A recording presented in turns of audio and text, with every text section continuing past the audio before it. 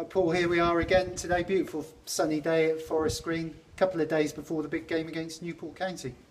Yeah, looking forward to it. It's been an all right week for Forest Green. The draw at Macclesfield, I imagine a lot of people would have expected Forest Green to win, but I suppose that's just how far the team have come, really. But they followed that up with a brilliant win away at Cambridge. 3 goals, came from behind. Okay, it wasn't the most fluid, but again, they've got a win. They're still unbeaten 11 games. It's nothing short of phenomenal, is it? Oh, it's absolutely incredible. I mean, it's probably a record. I haven't checked with the stats, but to go that and unbeaten that long, and we'll be deep into October before we know it. But full credit to Mark Cooper, backroom staff, and the players. It's definitely a collective, isn't it? It's just I know I wasn't here much last season, but I only sort of started watching the team towards the back end. But already I've noticed the togetherness is different. I think everyone's all pulling together, everyone's on the same wavelength, and it's showing on the pitch, isn't it? They haven't, in any of the 11 games, it's the fact that they haven't looked like losing. Even when they fell behind at Cambridge, you just knew they'll come back, it will be fine, and it was. Yeah. And again, we've talked about it in the past, it's a brand new team, so for them to gel that quickly, hats off to them. Yeah, absolutely. I think what helped that is the fact that the type of players brought in have either come from backgrounds of playing a similar style, or that's how they want to play themselves. So it's a case of, well, I'm playing the style I want to play. This is how I grew up playing football, and it's just sort of carrying from there, really. And it's just a really nice blend, isn't it? Yeah, it's a brand of football, isn't it, that suits these type of pitches at the moment. But it's going to probably change when the pitches start to get a little bit more ropey. Will Forest Green have to adapt their style? What do you think? Well, if you're asking if Forest Green have to adapt their style, we've seen them adapt their style. They adapted their style on Saturday against Macclesfield. What Macclesfield did, it looked like they suffocated the game, didn't they? There was just no room at all for Forest Green to play the football, and there was occasion where the ball was kicked long, but fair play to Forest Green. They still dug in, they got the result. Okay, it wasn't the win, but again, they picked up a point. I have a feeling the first 15 minutes maybe have shocked them a bit, given how on the front foot Macclesfield were, and really put them under a bit of pressure. So it took them a lot longer to settle than it did, and Mark Cooper reacted at half-time. Obviously wasn't too happy with what he saw, and that in the end got them a point, didn't it? Grubb came on and scored an absolutely beautiful free kick. Stunning, wasn't it? Let's talk about Dale Grubb.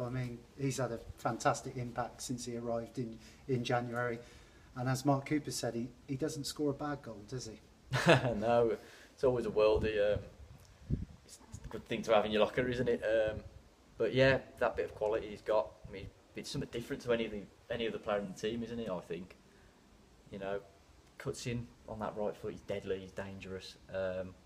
Let's just hope he can go on a run of games now, because him, Archibald, and Williams, they're the 3. Maybe throw Tavon Campbell in there as well.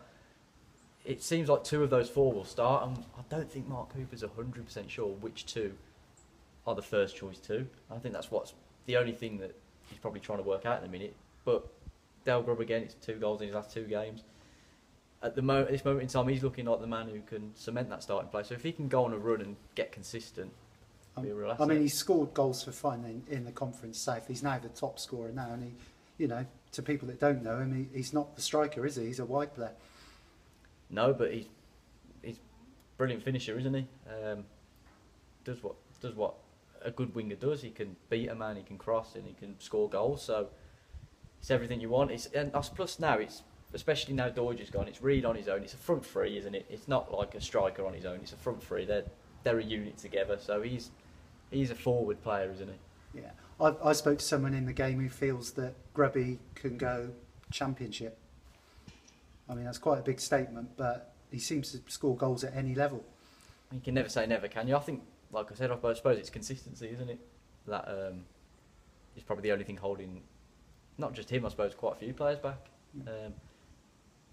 In terms of individual performances, just being able to sustain it for 90 minutes of football, because, like we've discussed before, a lot of the subs have come on and been absolutely phenomenal when they've come on in the last 20 minutes. It's just when they've started, sometimes it doesn't quite work that way. Yeah, I think for Grubby as well, he's always got something to prove as well, because he's come from Western. A lot of the new signings have come from clubs a lot higher up the pyramid, but people forget that Grubby was at Bristol City till he was 16.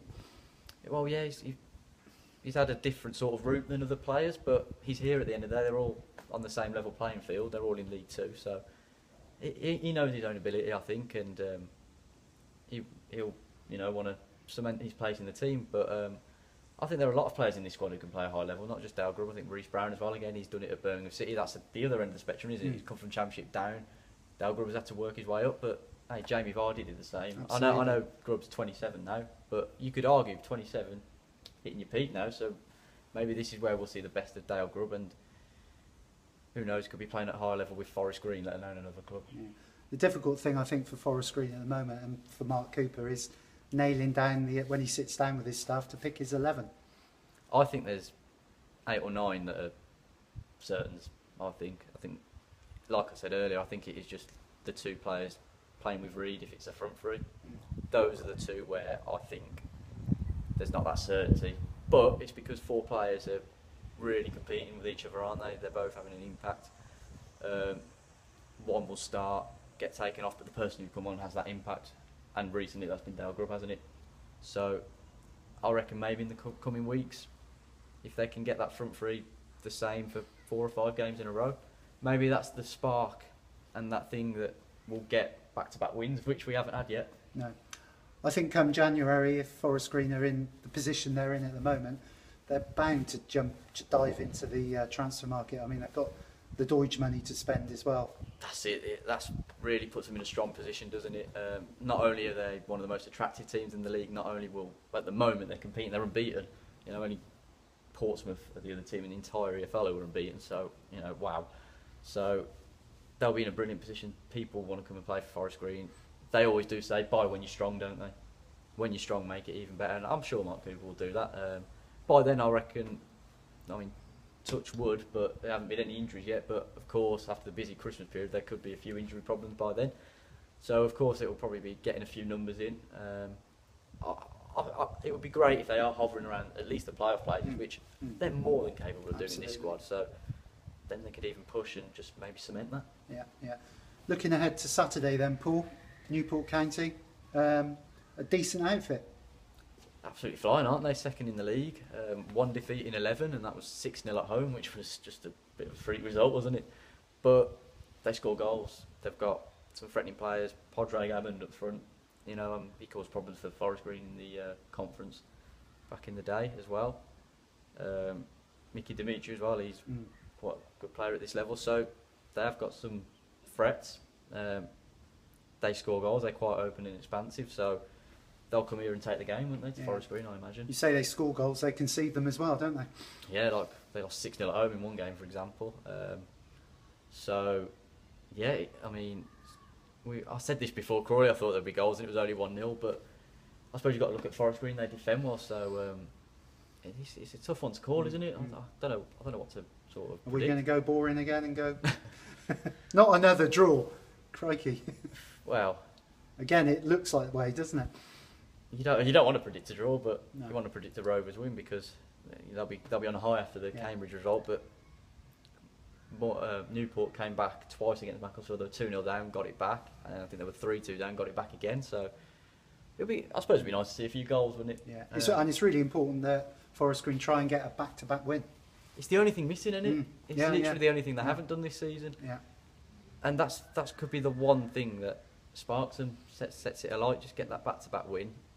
It's just mini hurdles, isn't it? And the atmosphere, it should be bouncing. Newport, it's not far. They'll bring a big contingent. Yeah, well, let's hope so. So the weather's like this as well. That'd be great as well. So looking forward to it. Should be a good game of attacking football. Absolutely. A few old faces coming back to the lawn. Keanu Marsh-Brown, a real hero here with the fans. He's been a bit, as his career's been a bit in and out with Newport. He was on the bench in the week, but he has got that habit of scoring a worldie. Of course, he's got goals in him, hasn't he? He's a dangerous player, isn't he?